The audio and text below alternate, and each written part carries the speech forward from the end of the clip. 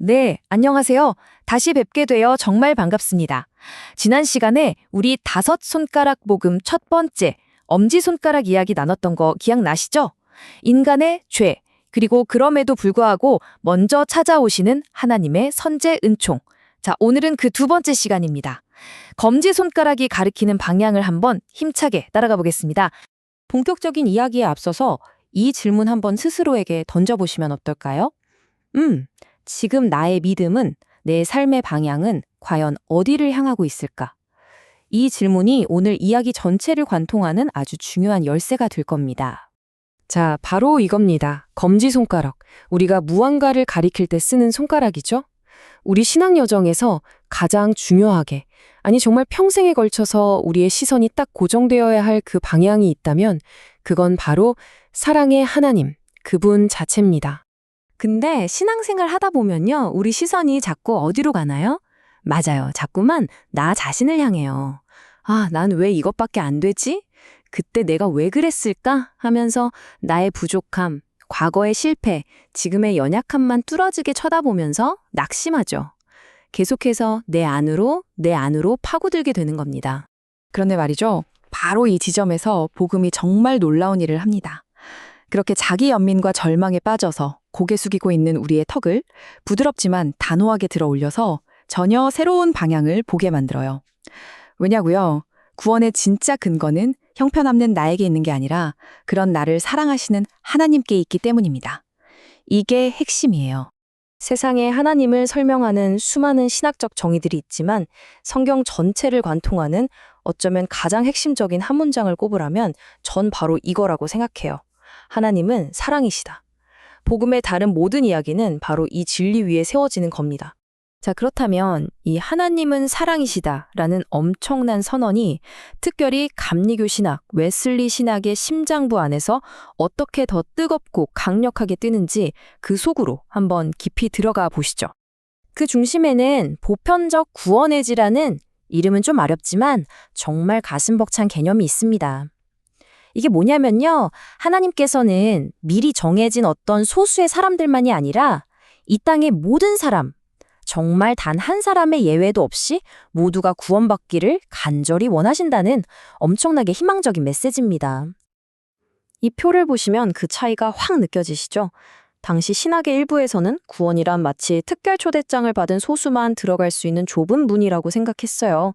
하지만 존 웨슬리는 그게 아니라고 외친 겁니다. 성경을 보니까 하나님의 구원은 그런 좁은 문이 아니라 모두에게 활짝 열린 길이라는 거죠. 하나님의 은혜는 그 누구도 차별하지 않는 조건 없는 은혜라고 강력하게 선포한 겁니다. 웨슬리의 이런 확신이 어디서 나왔을까요? 그냥 자기 생각이 아니었어요. 바로 이런 성경 말씀에 깊이 뿌리내리고 있었던 거죠. 보세요. 하나님은 모든 사람이 구원받기를 원하신다고 분명히 말씀하시잖아요. 이 사랑의 초청장에는 그 어떤 자격 제한도 없다는 뜻입니다. 자, 그럼 하나님이 모두를 사랑하신다는 건 알겠는데 그걸 어떻게 우리에게 보여주셨을까요? 어떻게 증명하셨을까요? 그 해답이 바로 아가페라는 단어 안에 숨어 있습니다. 아가페, 많이 들어보셨죠? 성경이 굳이 이 단어를 선택한 이유가 있어요. 이건 우리가 보통 생각하는 기브 앤 테이크식의 사랑이나 감정적인 사랑과는 차원이 좀 다릅니다. 상대방이 사랑받을 만한 자격이 있든 없든, 예쁘든 밉든 상관없이 그냥 자기 자신을 전부 내어주는 희생적이고 조건 없는 사랑. 그게 바로 아가페입니다. 그리고 이 아가페 사랑이 어떻게 표현되었는지를 가장 확실하게 보여주는 구절이 아마 세상에서 가장 유명한 성경 구절일 겁니다. 하나님이 세상을 이처럼 사랑하사. 어떻게 사랑하셨다고요? 네, 독생자를 주셨으니. 하나님의 사랑은 그냥 마음속에만 머문 게 아니라 가장 소중한 것을 내어주는 구체적인 행동으로 나타났다는 거죠. 이 사랑이 어떤 방식이었는지 한번 보세요. 이건 정말 숨이 멎을 정도입니다. 그냥 선물을 주신 게 아니라 자기의 전부, 독생자를 주셨어요. 그리고 이건 일종의 거래인데 우리가 아무 가치 없는 죄인이었을 때 자신의 아들의 생명과 우리의 죽음을 맞바꾸신 말도 안 되는 희생적 교환이었습니다. 게다가 이 사랑은 가만히 기다리는 사랑이 아니에요. 우리가 도망가고 외면할 때도 포기하지 않고 십자가까지 쫓아오신 정말 적극적인 사랑이었습니다. 자, 이쯤 되면 이런 질문이 생기죠.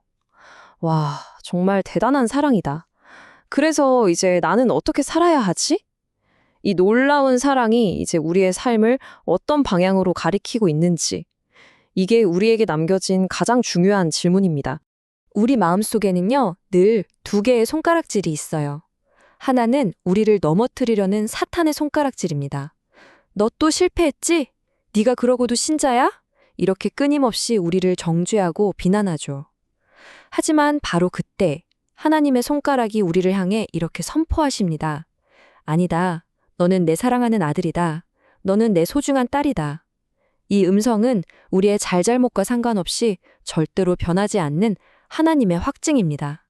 이 엄청난 사랑을 진짜 알게 된 우리는 이제 어떻게 살아야 할까요? 첫째, 자꾸 나를 정죄하는 목소리가 들릴 때마다 십자가를 바라보세요. 거기서 확증된 하나님의 사랑을 신뢰하는 겁니다.